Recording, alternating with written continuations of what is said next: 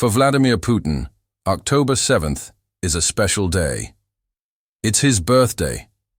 One can only picture the celebrations in the Kremlin as the cake is sliced, and then sampled by 3 individuals before Putin himself takes a bite, just to be sure it's not poisoned. As he turns 73, Russia's leader would undoubtedly have been hoping for a particularly special gift. Ukraine delivered the most explosive present a Russian authoritarian could hope for. With its second consecutive day of massive long-range drone strikes, the country hit Putin with a harsh birthday surprise. And for the birthday boy, Ukraine had something special in store. Some of its drones pierced an incredible 2,000 kilometers into Russian territory. The Kyiv Post reports that this massive drone assault from Ukraine occurred overnight on October 7th, with the primary target being the Russian city of Tyumen. When Putin launched his invasion of Ukraine, he would have never imagined that Ukraine could strike this city. It lies approximately 2,000 kilometers, or about 1,240 miles, from Ukraine's border. Just a few years ago, Ukraine possessed no weapon capable of traveling that distance, let alone one that could achieve a direct hit from so far away. But much has changed since Putin was in his late 60s.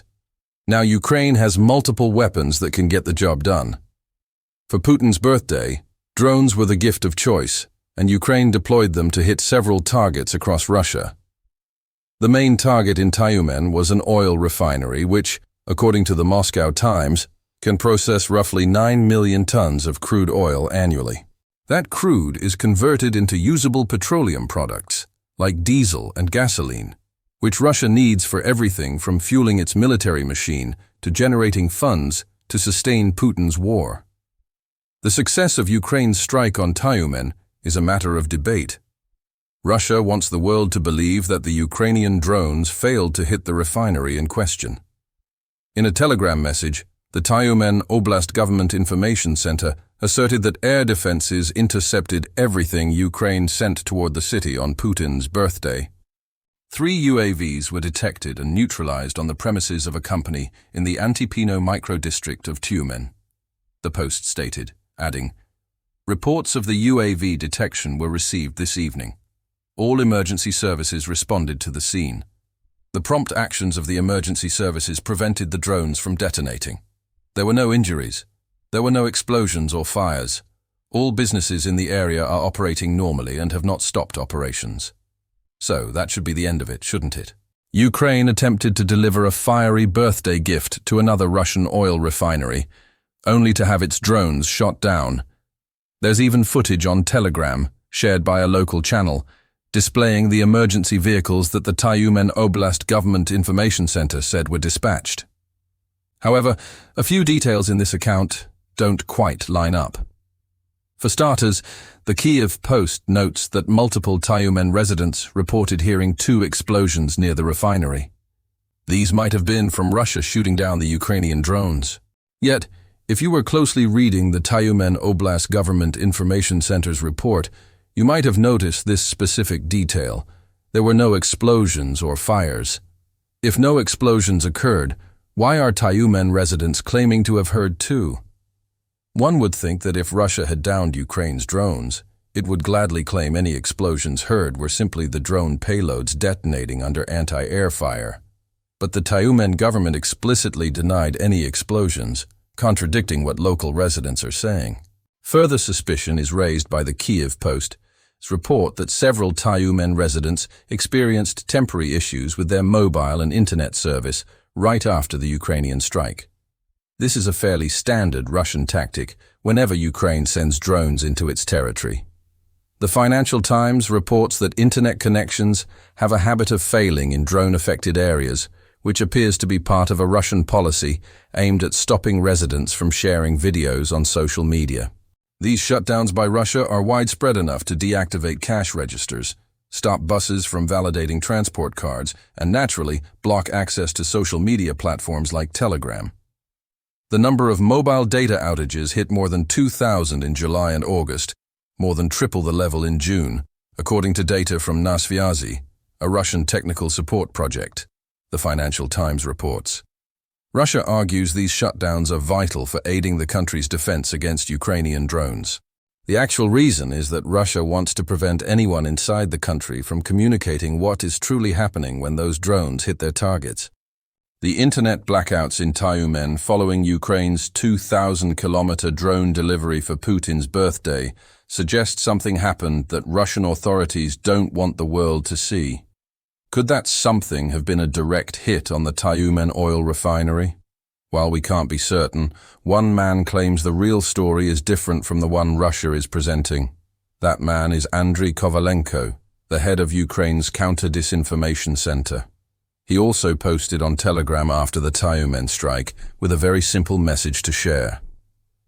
Things have gotten bad for the Antipsk refinery in Tyumen, Kovalenko stated. Its design capacity is 9 million tons of crude oil per year. Now, this isn't a direct confirmation that Ukrainian drones evaded Tyumen's air defenses and struck their target. However, the refinery getting bad at least implies that Ukraine's birthday present for Putin was far more successful than Russia wants us to believe. A final piece of potential evidence that Ukraine successfully hit the Tyumen oil refinery comes from the Exilanova Plus Telegram channel. It shared an image with the simple caption, "The consequences of the explosion in Tyumen at the refinery." The photo shows what looks like a destroyed wall, though not much other damage is visible. It's possible Ukraine didn't inflict as much damage as it had hoped in Tyumen, but if the photograph from Exilanova Plus is genuine, then at least one of its drones hit its mark. We will probably need to wait a bit longer for more details about the actual events in Tyumen on the night of October 7th. What is known is that the headline-making 2,000-kilometer strike was not the only one Ukraine attempted to commemorate Putin's birthday. The Moscow Times reports that Russia's defense ministry claimed Ukraine launched over 200 drones on October 7th, with at least 30 targeting the Nizhny Novgorod region, east of Moscow. The region's governor, Gleb Nikitin, says that most of these drones were intercepted over an industrial zone in the town of Dzerzhinsk. Nikitin asserts that Ukraine failed to cause any damage with these drones. Some debris landed on the premises of one enterprise, but no significant harm was caused to industrial infrastructure. The Moscow Times quotes the regional governor as saying on Telegram, "Once again, Ukraine tells a different story. While the October 7th attack on Dzerzhinsk may or may not have succeeded, a separate strike a day earlier did." On October 6th, Ukraine's general staff claimed a direct hit on the YM Sverdlov explosives factory in Dzerzhinsk, implying the October 7th assault was a follow-up meant to destroy what was left of the factory. The facility was targeted because it's a major producer of high explosives like RDX and HMX, which Russia uses in many of its weapons. And there's more. Ukraine's long-range drones also struck the Voronezh region in Russia's southeast. The Moscow Times reports the region's governor, Alexander Gusev, made similar claims about handling the incoming threat as his counterparts elsewhere.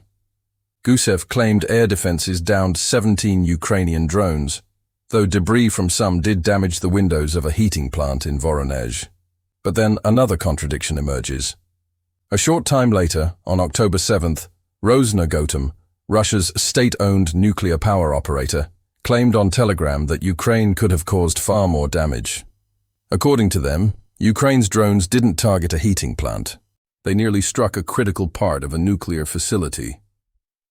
A Ukrainian armed forces combat drone attempted to attack a cooling tower at the Novovoronezh nuclear power plant, Rosenergoatom's post alleged. It continued by claiming the incoming drones were suppressed by technical means, before stating that, as a result, the UAV detonated after colliding with the cooling tower of the operating Unit 6 of the Novovoronezh nuclear power plant. We can't verify the truth of this statement. However, we know why Rosneft would want to make it. The company mentioned that Ukraine had supposedly targeted other nuclear plants in Kursk and Smolensk before, suggesting this statement might be a Russian propaganda move. It aims to portray Ukraine's drone strikes against Russian military facilities as terrorist attacks. What better way to achieve that than by claiming Ukraine is attempting to cause a nuclear catastrophe with its drones? Gusev's earlier claim about damage to a heating plant contradicts Rosenergoatom's statement. While nuclear plants do generate heat, Gusev would have surely reported an attempted attack on a nuclear plant if that was what had occurred. It's as if Russia decided to alter the narrative after the initial report to make it seem as though Ukraine tried something terrible. In any case, it appears Ukraine's birthday drones in Voronezh didn't accomplish much. The same cannot be said for the drones sent to Belgorod. There, the Moscow Times reports, Ukraine's drone strikes left around 1,000 residents without electricity, pointing to another attack on a Russian energy facility. The Belgorod regional governor, Vyacheslav Gladkov, also added that a rocket attack from Ukraine on October 6th killed at least 2 people in Belgorod, one of whom was a worker trying to restore power to the city. Again, the truth of all this could be questioned. The information originates from Russia, and we know the Kremlin is attempting to label Ukraine as terrorists. Nevertheless, Ukraine's birthday drone spectacle for Putin clearly created numerous problems for Russia. Ultimately, Moscow claimed it intercepted 184 Ukrainian projectiles between 11 p.m. on October 6th and 6 a.m. on October 7th. A second wave of 25 projectiles was also supposedly shot down between 7 a.m. and 8 a.m. on October 7th. This massive assault, as we've noted several times, also represented the second consecutive night that Ukraine has sent a swarm of drones into Russian territory. While Ukraine saved its major birthday surprise for Tyumen, the night of October 6th saw it launch at least 251 drones against Russia. France 24 reports that the Russian Defense Ministry claims, of course, to have shot down all of them. But the October 6th strike was significant because it was the largest retaliatory attack Ukraine has launched against Russia since the war began. Many of Ukraine's drones on October 6th were aimed at Crimea, with 40 supposedly downed over the peninsula and another 61 destroyed over the Black Sea. Others targeted Kursk, Belgorod, and even Moscow. In total, Ukraine's 2-day drone offensive saw it launch 460 drones at Russia. At least that's the number of projectiles Russia's defense ministry claims to have intercepted. It's quite possible that Ukraine sent more, and that some struck targets Russia isn't acknowledging. And returning to Ukraine's highly impressive 2,000-kilometer strike on Tyumen, there is also some evidence suggesting the 3 drones Russia claims to have downed may have actually reached their target at the city's oil refinery. Kovalenko certainly seems to think the refinery is in trouble. And even if it's not, Ukraine's special birthday delivery to Putin reveals 2 things that will surely dampen any celebratory mood Russia's president might have had on the morning of October 7th. The first of these 2 things is that Ukraine is persistently targeting Russia's oil refineries. Since early August, Ukraine has escalated its long-range drone strikes on Russia's oil and gas infrastructure to the extent that it has had a huge impact on Russia's refining capacity. The Kyiv Post states that by September 28th, Ukraine's attacks had taken 38% of Russia's refining capacity offline. This translates to 338,000 tons of crude oil that should be refined daily but isn't, with the resulting effect that Russia's gasoline output has dropped by 1 million tons. That's terrible news for Russia's domestic gasoline market. It means Russia is roughly 20% short of meeting that market's demand. The consequence has been shortages across Russia, and Russia is becoming desperate. On October 8th, the Kyiv Independent reported that Russia has broadened pre-existing restrictions on gasoline sales. These restrictions now cover the Sverdlovsk and, quite interestingly, the Tyumen region. Connecting the dots here offers more potential evidence that Ukraine's strike on the Tyumen oil refinery was more effective than Russia claims. Why would Tyumen be placed under gasoline sales restrictions if its refinery is operating normally? Either that refinery is still functional and its gasoline is being redirected to cover shortages elsewhere, or the refinery that serves Tyumen is offline because of Ukrainian drones. Regardless, Tyumen is feeling the effects of Ukraine's drone strikes in multiple ways. The Kyiv Independent adds that these 2 regions are the 3rd and 4th in Russia to impose limits on gasoline sales. Crimea and the Chelyabinsk Oblast were the first 2.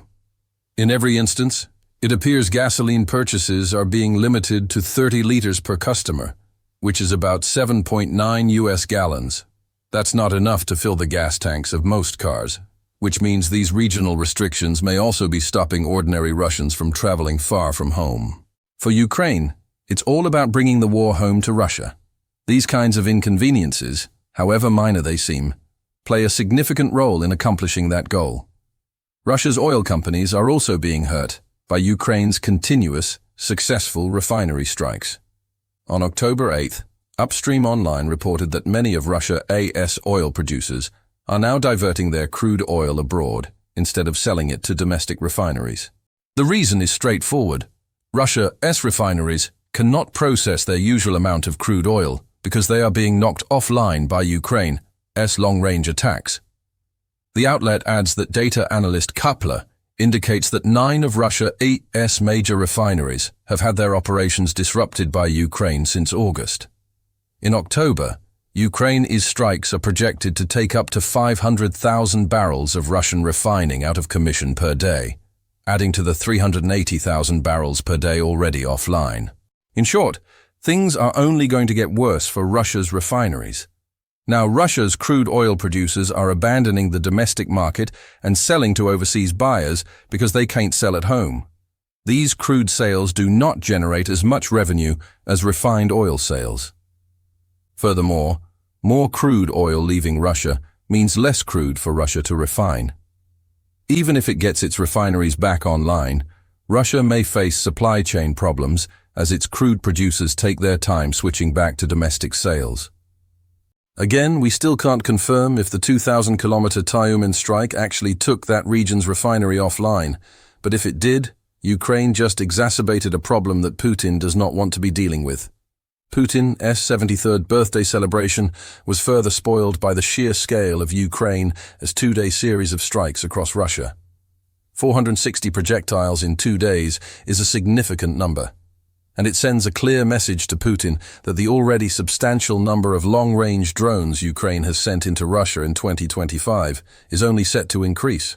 The days preceding Putin's birthday also brought several rounds of bad news for the Russian leader, indicating that Ukraine is only going to hit Russia harder from now on. On October 2nd, Reuters reported that the US will start giving Ukraine intelligence to make it even easier to hit long-range energy targets inside Russia. The outlet adds that the US is also urging its NATO allies to do the same, which means an influx of information will soon be flowing into Ukraine that could make its long-range strikes more accurate and more intense. Volume combined with intelligence spells very bad things for Putin. This US move is thought to be the first major policy shift approved by US President Donald Trump since he began toughening his stance on Russia, and it comes as the US debates whether to approve a request to supply Tomahawk cruise missiles to Ukraine. Those missiles have a maximum range of 2,500 kilometers, about 1,750 miles. Tyumen could find itself being struck by weapons capable of causing much more damage than a few drones if the US approves this Tomahawk request and starts providing intelligence to help Ukraine use them. On October 3rd, Forbes also reported that Ukraine has stepped up its attacks on Russian trains, with a special focus on those transporting oil to troops on the front lines. In addition to taking out refined oil at the source, Ukraine is also trying to hit gasoline and diesel supplies while they are in transit. Trains are a clever target for Ukraine to concentrate on, as Forbes clarifies. Despite their importance, Russian trains are inherently vulnerable to Ukrainian drone strikes, Forbes says. Trains in general are easy drone targets, since they are large targets that follow linear routes along fixed tracks.